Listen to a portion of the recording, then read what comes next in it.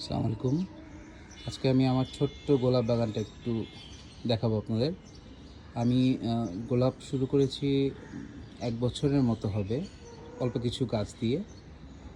আমি আজকে ভ্যারাইটিগুলো সম্পর্কে ছোট্ট দু একটা কথা বলবো। প্রথমে যেটা দেখাচ্ছি টফি, খুবই চমৎকার কালার, খুবই আনকমন কালার। এটা এইচটি ভ্যারাইটি, ওপেনিংটা স্পাইরাল, আর পেটাল সংখ্যা অ্যারাউন্ড 30 হবে।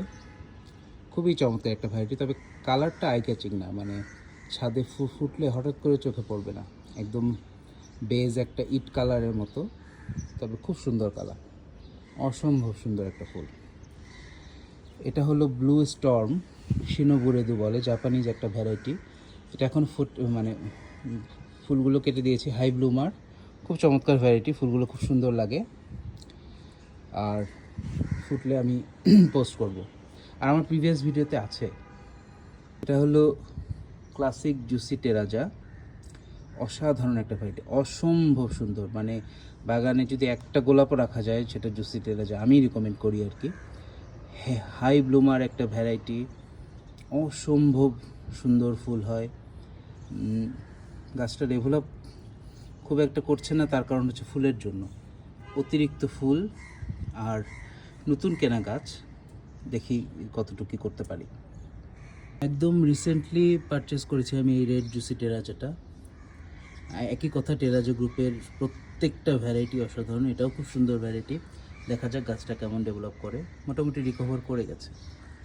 একটা eye catching colour, red intuition, অসাধারণ সুন্দর কালার, দেখে বুঝতে পারছেন। এবং কালারটা রেডটা জলজল করে, মানে একদম ম্যাট না, অত্যন্ত জলজলে রেড যাকে বলে, মানে ছাদে একটা ফুটলেও সবার চোখে পড়বে।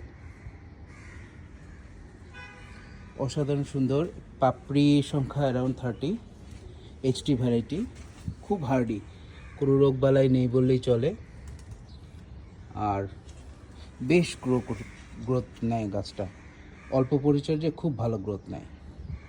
এবার দেখো আমার ফেভারেট এইচটি ভ্যারাইটি, সেটা হচ্ছে রুনকি, পুষ্পাঞ্জলি প্রণভীরের রুনকি। আচ্ছা, ফুলগুলো পুরাতন হয়ে গেছে। রুনকি সম্পর্কে কি বলবো, একটা অসাধারণ এক্সেপশনাল এইচটি ভ্যারাইটি, পাপড়ি অনেক বেশি, প্রায় 40 অ্যাবাভ, স্পাইরাল ওপেনিং, খুব চমৎকার, অসম্ভব ভালো ফুল হয়, বেজালগুলো বড় বড়, মানে গাছটা খেতে খুব পছন্দ করে, খুব মানে হেভি ফিড দিতে হয়, চমৎকার গাছ, রোগবালাইও কম হয়। এটা একটা মানে বাগানে রাখবো না গাছটা, এটা হচ্ছে আমি লেডি অফ শ্যালট নিতে চেয়েছিলাম, তো বিক্রেতা ভুল করে বা যেভাবেই হোক আমাকে টিজিং জর্জিয়া দিয়েছে। টিজিং জর্জিয়া হচ্ছে একটা ক্লাইম্বিং রোজ, ডেভিড অস্টিনের অনেক পুরাতন ভ্যারাইটি, তো এটা রাখবো না, এটা মাটিতে ছাড়া গাছটা ভালো হয় না। এবার আসি ব্ল্যাক বাকারা, ছোটো গাছ তো ফুলটা ভালো হয়নি। ব্ল্যাক ফুল ভালো লাগে, কিন্তু একদম ম্যাট, কোনো মানে আই ক্যাচিং না, টের পাওয়া যায় না যে বাগানে ফুটেছে। এবার একটা অসাধারণ ক্লাইম্বার দেখাবো, এটা হচ্ছে স্পিরিট অফ ফ্রিডম, অসাধারণ একটা গাছ আমাদের সাবকন্টিনেন্টের আবহাওয়ার জন্য। দেখেন কত বড় ফুল, কি চমৎকার, কত পাপড়ি, প্রায় 200-300 পাপড়ি হবে এখানে, এবং মানে 3 দিন আগে ফোটা, নষ্ট হচ্ছে না, চমৎকার একটা ভ্যারাইটি। গাছটা অনেক লম্বা, অনেক লম্বা, অসাধারণ একটা ভ্যারাইটি, মানে কি বলবো, একটা ক্লাইম্বার রাখতে হলেও এই যে আমার স্পিরিট অফ ফ্রিডম রাখবেন আপনারা। এটা হলো মিনি ফ্লোরা একটা ভ্যারাইটি, আমি কিনেছিলাম মিনি ফ্লোরা মভ ইয়াতে, মানে নামে, চমৎকার variety, spiral opening, floribunda spiral opening, বেশ ভালো ফুল দেয়, কালারটাও সুন্দর, চমৎকার কালার, ডিজিজ রেজিস্ট্যান্ট, কোনো ডিজিজ হয় না বললেই চলে। আসি ইয়েলো ভ্যারাইটি, সবার প্রিয় সোলারি। সোলারি তো আসলে সবারই জানা প্রিয়, বাগানে একটা ইয়েলো ভ্যারাইটি থাকলেও সোলারি থাকবে, চমৎকার। দেখেন একটা ছোট্ট গাছে, 1-1.5 বছরের গাছ, গত বছর কেনা, কি চমৎকার ফুল ফুটেছে।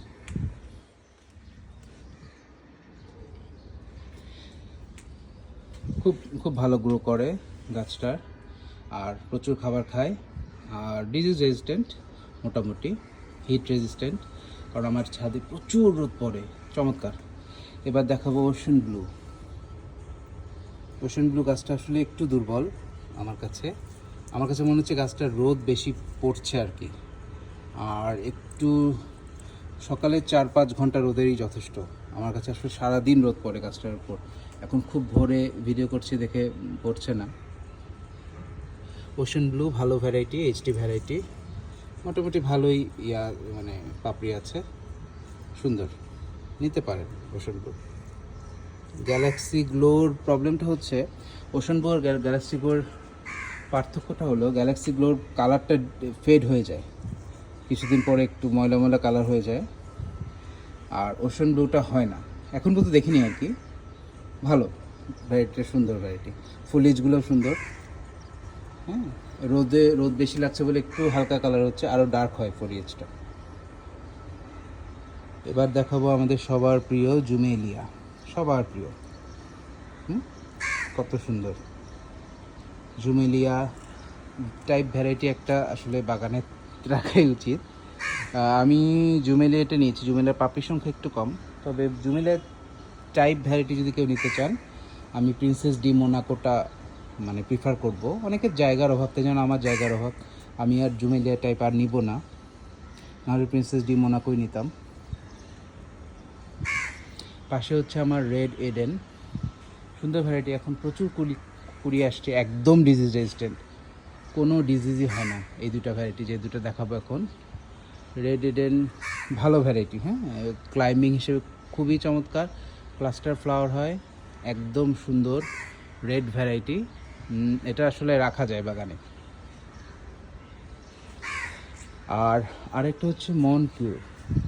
এখন মনকিউরের ব্যাপারে আসলে সবাই খুব পছন্দ করে গাছটা, একটা জাপানিজ ভ্যারাইটি, ফ্লোরিবান্ডা, প্রচুর ফুল হয় এবং গাছটার গ্রোথ দেখেন, প্রচুর খেতে পছন্দ করে আমার মতো অনেকটা, আর গাছটার গ্রোথ দেখেন কত চমৎকার গ্রোথ। এখন প্রবলেম হচ্ছে, মনকিউর প্রচুর জায়গা নেয়। হ্যাঁ, যাদের জায়গার অভাব আছে, বা আমি গাছটা আসলে প্লাস মাইনাস রিকমেন্ড করব।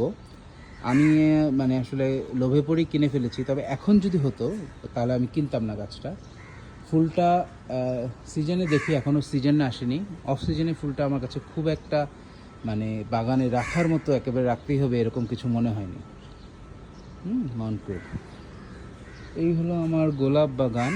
আর দুটা আমি অর্ডার করেছি, সেটা হলো একটা কফি ব্রেক আর হচ্ছে বারিস্তা, এই দুটো। আরেকটা নিব, আমার আসলে বাগানের জায়গা নেই, অলরেডি অন্য ফ্ল্যাটমেটসরা একটু কমপ্লেন দিচ্ছে। কফি ব্রেক বারিস্তার পরে আরেকটা নিব, সম্ভবত অরিত্র সঞ্জয় মুখার্জির, অথবা ক্রাউন প্রিন্সেস যেটা আছে, ক্রাউন কি জানি, ভুলে তো গেলাম নামটা, ওই সঞ্জয় মুখার্জিরই একটা। দেখা যাক। আসসালামু আলাইকুম।